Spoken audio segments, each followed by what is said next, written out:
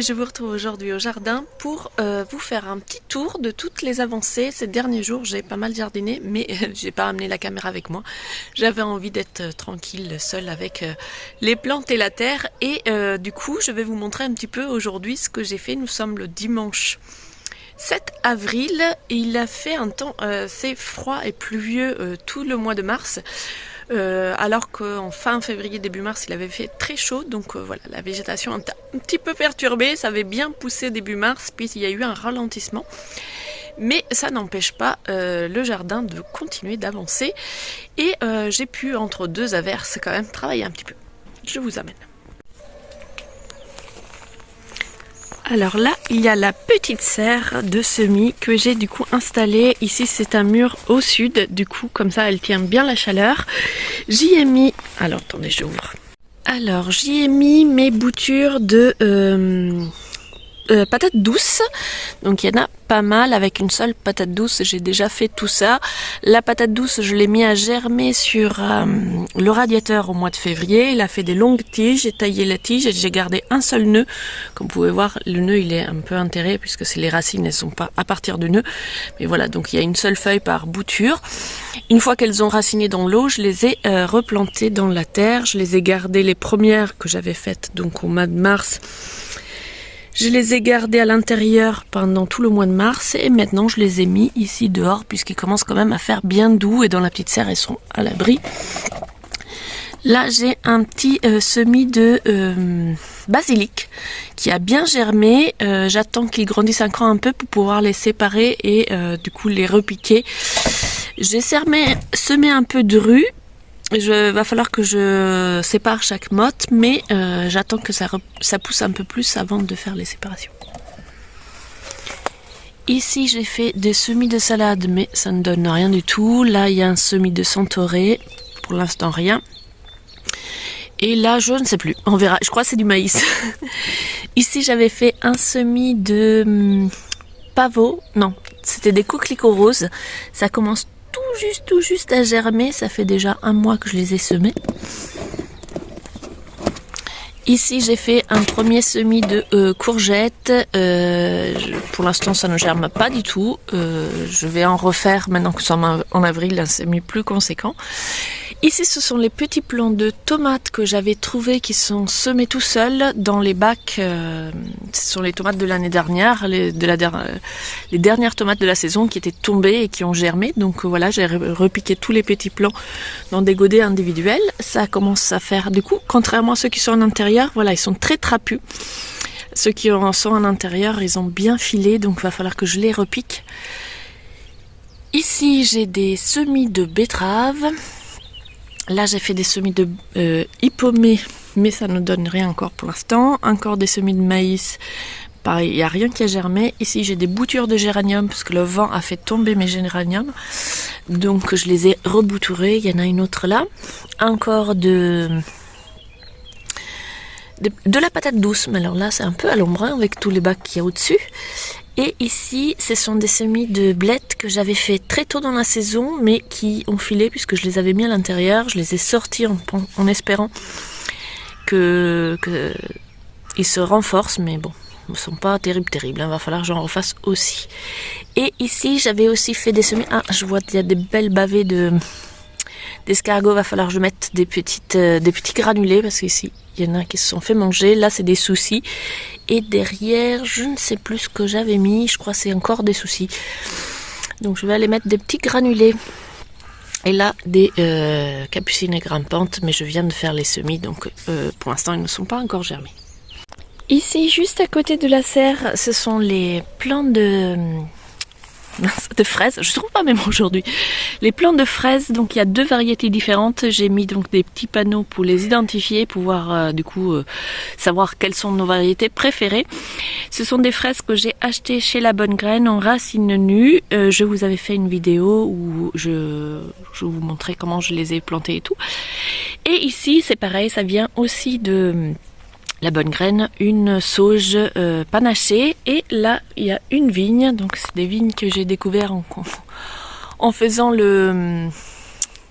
en taillant tout le lierre en fait qui était là. qui recouvrait tout le mur et en dessous il y avait cette vigne. Et là ça y est, elle commence à bien germer de partout.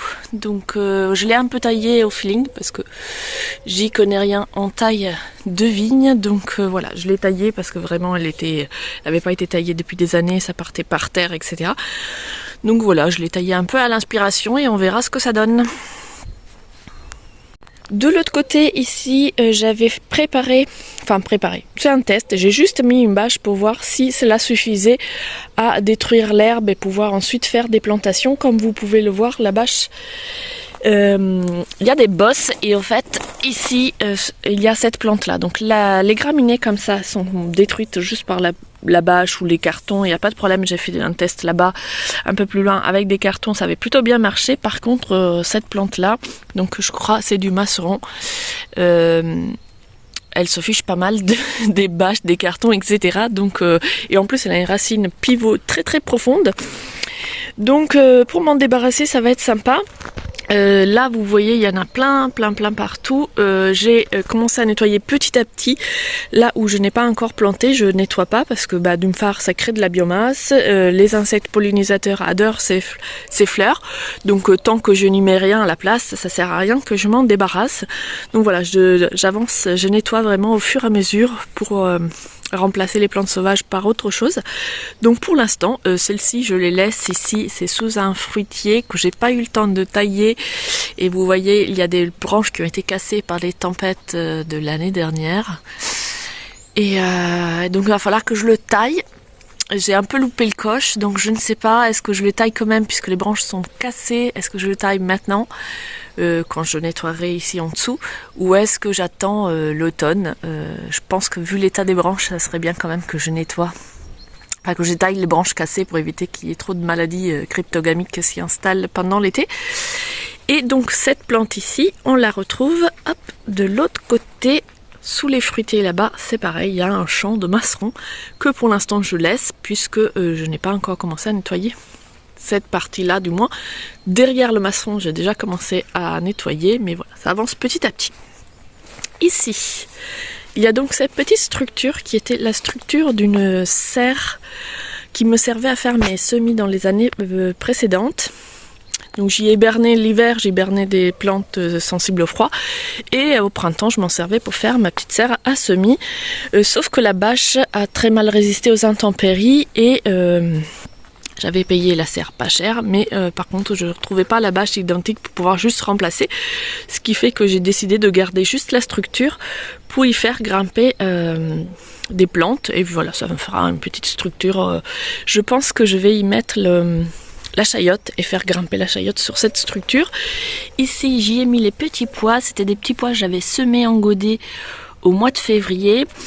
Comme je vous disais, il y a eu beaucoup de pluie, donc à chaque fois qu'il pleuvait j'avais pas le temps de nettoyer le potager pour pouvoir les mettre en pleine terre, et à un moment donné il commençait vraiment à souffrir d'avoir passé trop de temps en godet, donc j'ai décidé de les mettre dans ces bacs où il n'y avait rien. Donc ici il n'y avait rien. Ici je n'ai pas mis les petits pois parce que j'avais fait un semis de radis que, comme vous pouvez voir, c'est pareil, je l'ai fait en février il me semble, oui. Et bon ben voilà, il y a 3 radis qui ont germé, hein, ça donne pas grand chose. Ici j'avais fait un semis de roquettes sauvages et c'est pareil, ça n'a rien donné, donc j'y ai mis les petits pois. Ici j'avais un autre semis de radis, là je crois que je peux pouvoir enlever le grillage que j'avais mis pour protéger des chats. Et voilà, c'est pareil, ça n'avait pas donné grand chose.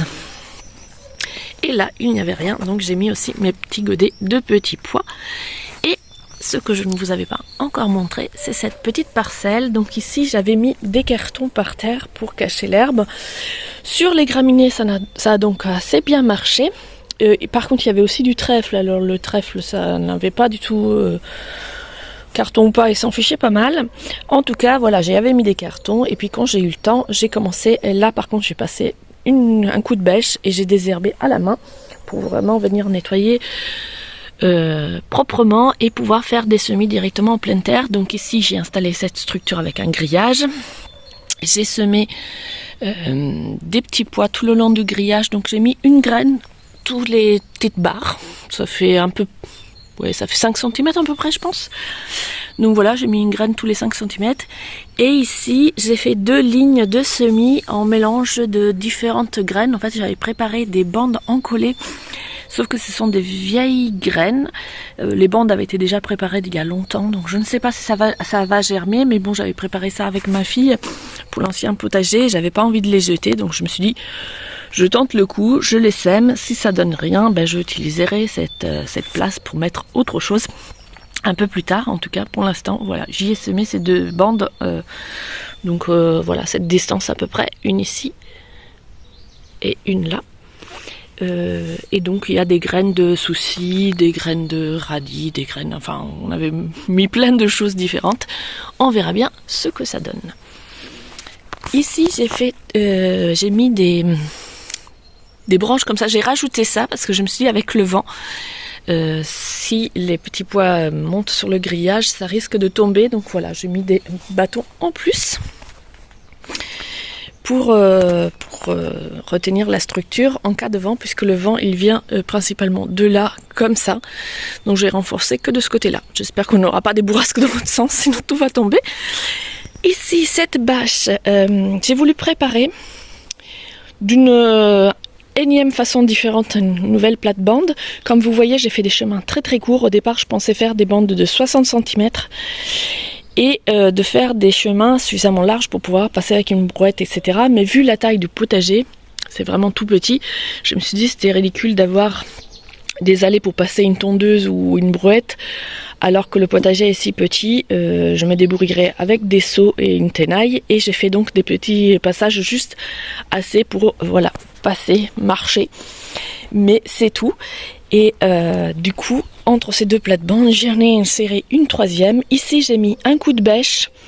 J'ai juste soulevé les mottes parce que bon, comme on avait marché dessus, c'était un peu tassé. Mais donc, j'ai juste soulevé les mottes sans les retourner, sans désherber rien. Juste mis un coup de bêche tout le long. Puis, par-dessus, j'y ai mis toutes les mottes justement qui avaient été arrachées dans les parcelles qui ont été nettoyées. Enfin, pas toutes. Une partie des mottes que j'ai rejetées par-dessus, puisqu'avec les racines, il y avait aussi des vers de terre, etc. Donc je les ai mises là. J'ai taillé toute l'herbe autour ici qui était assez haute, donc je l'ai posée par-dessus aussi. Et puis vous voyez cette poubelle, il restait un fond de bokashi de cuisine que j'avais mélangé avec du terreau de pots, de vieux pots de plantes vertes, enfin bref, tout le terreau qui est déjà utilisé. Je ne le jette pas, je le recycle en le mélangeant avec du bokashi de cuisine, et du coup ça me fait une espèce de lombricompost bokashi. Et sur le fond de la poubelle, j'avais aussi mis des cartons pour que ça absorbe un peu le jus. Donc voilà, il restait un fond avec pas mal de vers de terre, et donc je l'ai mis par-dessus ici aussi. J'ai encore recouvert de matière organique, j'ai mis une bâche et j'ai couvert. Et donc j'espère ici, je ne vais rien mettre avant la mi-mai. J'espère que d'ici la mi-mai, avec la chaleur, les vers de terre et le bokashi, ça va du coup décomposer toute la matière organique. Et à la mi-mai, je viendrai enlever la bâche, nettoyer si nécessaire l'herbe qui n'a pas encore été détruite. Et j'y planterai du coup ici les aubergines, puisque avec le bokashi, ça sera bien enrichi. Ici, c'était la première parcelle que j'ai préparée. Donc ici, j'ai juste mis des cartons à même l'herbe, sans un coup de bêche, sans rien. Juste poser des cartons que je fais retenir avec toutes les pierres ici. Et par-dessus, j'y ai mis des feuilles. C'est des feuilles d'un mûrier platane qu'on m'a donné, qui avaient déjà commencé à fermenter parce qu'elles avaient été stockées dans des poubelles et des sacs en plastique. Elles étaient encore bien vertes. Donc je les ai juste posées par-dessus, et bon, je vois que certaines végétations ont transpercé, et alors ça va être sympa à désherber, parce qu'en fait ça, ce sont des rejets de l'arbre fruitier qui se trouve juste ici. Et en fait ce prunier, je crois que c'est un prunier, et il fait beaucoup de rejets, j'en ai vu, voilà, là, vous en voyez d'autres. Ici en fait ce sont des rejets du prunier, il y en a même de l'autre côté du mur. Donc je pense que ça c'est aussi des rejets du prunier qui fait des rejets par ses racines. Donc là il va falloir que, avant d'y planter autre chose, que je mette un bon coup de bêche. Mais bon, quand même, on voit aussi de l'herbe qui commence à passer à travers, mais toute cette matière organique va quand même venir nourrir un peu le sol, le décompresser, j'allais dire, le détasser par l'action des vers de terre qui sont venus manger la matière organique. Et j'y mettrai ici, je pense, les patates douces. Ce que je vais faire, c'est que je vais juste faire des grands trous. Et je ne vais pas forcément tout bêcher, juste faire des grands trous pour planter mes patates douces. Et la végétation de la patate douce devrait recouvrir toute la parcelle et faire de l'ombrage, et ça va continuer tranquillement sous l'ombrage des feuillages. Normalement ça devrait pas trop se développer la végétation, on verra, on est dans l'expérimentation. Ici j'ai commencé à nettoyer, mais alors vraiment avec parcimonie, voilà, j'arrive pas à dire l'adverbe. J'ai trouvé un petit framboisier au milieu de toute l'herbe, j'ai aussi trouvé des fleurs, donc voilà, je nettoie petit à petit.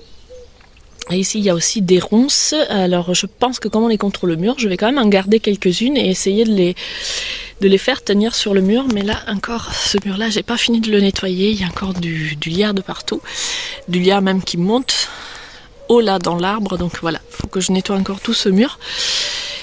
Et ici j'ai encore pas mal de travail à faire également. Là j'ai mis un ou deux topinambours qu'on m'a donné, donc comme ça je me suis dit ça pourrait faire, puisque j'ai taillé toute la végétation qui était ici, il y avait du lierre assez haut, donc je me suis dit que les topinambours pouvant monter assez haut, ça pourrait faire une jolie barrière végétale pour remplacer le lierre que j'ai enlevé. Ici en désherbant, donc j'avais trouvé des belles mottes de mélisse que j'ai évidemment préservées. De temps en temps je viens en cueillir pour me faire des tisanes. Et là j'avais mis donc les fraisiers, donc ici j'ai mis la Mara des bois. Il y en a qui ont bien repris comme celui-ci. Celui-là, il est peut-être un peu trop à l'ombre, je ne sais pas, en tout cas il est moins vaillant. Là, voilà, il est vraiment moins vaillant. Et j'avais aussi semé quelques graines de fèves entre les fraisiers, en me disant que voilà, comme les fraisiers sont encore petits, je ne sais pas si on aura une production tout de suite, et que les fèves, une fois que j'aurai ramassé, je couperai les fèves pour pouvoir faire un paillage qui viendra nourrir le sol. Et ici j'ai mis aussi une bouture. Je ne savais plus trop, puisque j'avais pas étiqueté, j'avais bouturé des framboises, mais aussi des cassis et des groseilles, donc je savais pas trop ce que c'était. Là j'ai plus l'impression que c'est un framboisier finalement. Je pensais avoir mis un cassisier ou un groseillier, mais à voir les feuilles, je pense qu'on est plus dans la framboise, mais à ce stade c'est encore un peu tôt pour le dire. Alors Hera adore faire ça, dès que je me penche, elle se pose sur mon dos pour jardiner, c'est super pratique. Maintenant je sais pas comment je vais faire pour me relever. Ça va être mon perroquet. Hop, elle reste là. Voilà. Donc ici, je sais pas si avec les cloches vous m'entendez, il y a ce petit arbre, c'est pareil, je pense que c'est un roger qui a poussé tout seul. Il est très très très près du mur, même pas 20 cm, donc je ne sais pas, je pense qu'il serait plus raisonnable de le tailler. Mais voilà, j'ai pas eu le cœur à le faire tout de suite, je vais réfléchir. Ici il y a un autre arbre aussi qui a poussé tout seul, c'est un érable, et qui est pas très très très loin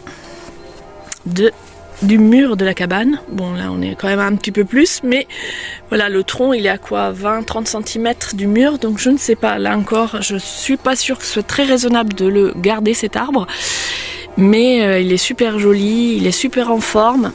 Attendez, je fais descendre le chat, voilà, quand même pas pratique. Et du coup j'ai pas eu le cœur à le couper tout de suite. Je pense que je vais tailler au moins les branches qui partent vers la cabane là, pour éviter que ça casse les fenêtres, etc. Pour éviter que ça déchausse les tuiles ici. Mais je sais pas, je me dis un petit érable, ça peut être sympa aussi dans le jardin, faire un peu d'ombre.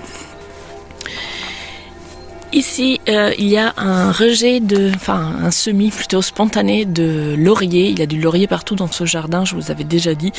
Et le laurier se ressème très, très facilement. Les oiseaux mangent les fruits et il se ressème de partout. Donc je vais l'enlever, je vais essayer d'en enlever parce que j'en ai plein qui sont à des endroits où il faut que je les enlève. Et ceux qui sont déjà existants, il faut que je les taille parce que ça prend vraiment beaucoup trop de place. Mais je vais essayer de les enlever correctement de façon à récupérer les plants et pouvoir les donner. Ici, il y a encore un petit érable qui qui a poussé aussi, c'est pareil, je vais essayer de le récupérer si j'y arrive avec des racines. Ici, j'y avais mis 2 variétés de menthe différentes avec encore une fois des fèves, j'ai mis des fèves partout. Hein.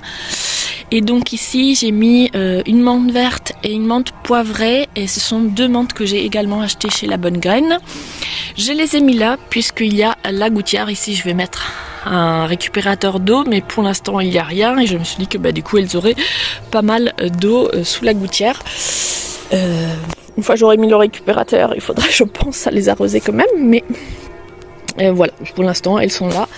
Et puis si elles se plaisent et qu'elles se développent, je pourrais toujours en repiquer ailleurs. D'ailleurs, je retourne en arrière et je vous montre directement la menthe. Donc, je reviendrai après vous montrer ici. Ici, j'y avais mis, donc là c'est l'entrée du potager, et j'y ai mis donc des fleurs. Des fraises, encore une variété achetée chez La Bonne Graine. Et ici, j'y ai mis une menthe qui poussait spontanément dans le chemin d'une amie. Donc j'ai récupéré tout simplement une branche avec un peu de racines. Je l'ai plantée là. Et comme il a beaucoup plu, elle s'est bien reprise. Ici, j'ai installé donc cette arche. Donc c'est une arche que j'ai achetée tout simplement sur le site d'Amazon. Je vous mettrai le lien en description si ça vous intéresse. C'était un lot de 4 arches parce que j'aimerais donc tout le long de ce chemin mettre les arches avec des plantes grimpantes. Ici j'y ai installé une mûre sans épines qui était sous un merisier dans le jardin des fleurs et qui chaque année fait des belles floraisons, fait des beaux fruits, mais il n'arrive jamais à maturité. En fait, je pense que le merisier, il était vraiment planté au pied de l'arbre et donc le merisier doit prendre toute l'eau disponible en été et du coup les fruits séchaient avant d'arriver à maturité. Donc voilà, je l'ai placée dans ce potager en espérant qu'elle ait plus à loisir de se développer et de donner ses fruits à maturité. On n'est pas loin des arbres quand même, mais bon, je me dis les ronces, ce sont des plantes de lisière, de bois, donc ça devrait aller. Sauf que j'ai mal calculé et j'avais planté ici mon petit noisetier qui était en pot depuis plusieurs années. C'est une noisette que j'ai semée moi-même et que j'avais réussi à faire germer et qui était donc en pot depuis 3-4 ans. Et donc là, voilà, il me tardait de la mettre au sol et au final, mon arche était plus large que je ne pensais et la ronce et le noisetier se trouvent vraiment très très près l'un de l'autre. Pour l'instant, je laisse comme ça, puisque j'ai encore pas mal d'élagage à faire ici. Voilà ce laurier que je voudrais élaguer un peu, puisqu'il pousse trop près de l'autre arbre fruitier. Donc je viendrai peut-être élaguer ça et déplacer ici le noisetier. Mais bon, ça on verra. Pour l'instant je le laisse là cette saison et je verrai à l'automne ce que je fais. Ici vous voyez des cartons, c'est pas très glamour mais c'est encore une expérimentation. En fait, comme je vous disais, là j'ai tout désherbé et donc les mottes d'herbe avec toutes les racines etc, j'en ai fait un tas ici. Donc vous voyez, on peut voir là, voilà. Ce sont les mottes d'herbe à arracher et j'ai fait un gros tas ici et ça ce sont les cartons qui servaient donc à protéger cette zone là et donc je les ai posés tout simplement par dessus les mottes d'herbe, puisqu'en fait quand j'arrachais les mottes il y avait plein de vers de terre dans les racines et du coup j'ai fait un gros tas, j'ai mis les cartons pour protéger et je pense que du coup les vers de terre vont quand même décomposer une bonne partie de cette matière organique. Et là aussi je viendrai comme pour cette parcelle là au mois de mai, j'enlèverai les cartons, je regarderai dans quel état c'est en dessous. Peut-être même je laisserai les cartons, je ferai simplement des trous et je viendrai planter ici des courges. Donc je pense que je vais faire tout simplement des trous directement dedans, mettre un peu de compost bien décomposé et planter mes courges dedans, puisqu'ici elles seront à l'abri quand même d'une exposition trop forte. Le soleil il fait ça dans le jardin, donc elles auront quand même de la lumière, mais elles seront protégées par les arbres. Et donc j'espère que ça fonctionnera. Ça y est, les cloches ont bien voulu se taire, donc je termine ce petit tour avec le premier carré que j'avais donc préparé. enfin plantées en tout cas. Ici encore une variété de fraises, j'avais pris plein de variétés, à peu près toutes celles qui étaient disponibles en remontant. Ici j'ai mis un carton tout simplement pour que l'herbe ne pousse pas trop en attendant que j'y vienne y mettre des plantes d'été. Et là il y a des petites salades, j'avais acheté les plantes tout fait, tout prêt à Jardiland. Et ici ce sont des fèves.